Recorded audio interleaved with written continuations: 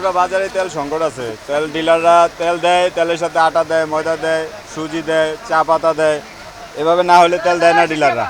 আর আমাদেরও কাস্টমারের সাথে কথা বেশি বলতে হয়, কারণ একটা তেল আনলে গায়ে রেটে ডিলার রাখে, তারপরে আটা ময়দা দেয়। তো নাই না 10 টাকা 5 টাকা বিক্রি করার জন্য আমরা আনি, মানে ওভাবে কাস্টমার নেয় না।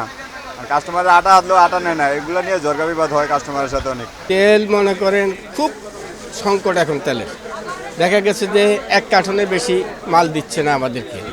এজেন্ট যারা ওরা বলতেছে আমরাও তেল পাইতেছি না, আমরাও দেখতেছি ওদের তেল কম।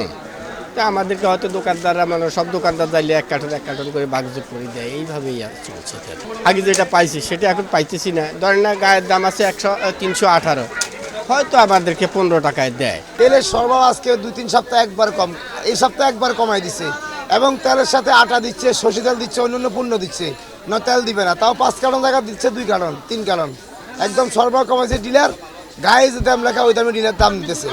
দোকানদার গায়ে রেট থেকে 3 টাকা লিটার বেশি বিক্রি করতেছে, কিন্তু সরবরাহ তাও কম। অনেক ক্রেতা বিক্রেতা ঝগড়া করতেছে, তেল নাই বাজারে, একটা হাহাকার সৃষ্টি হয়ে গেছে তেলের।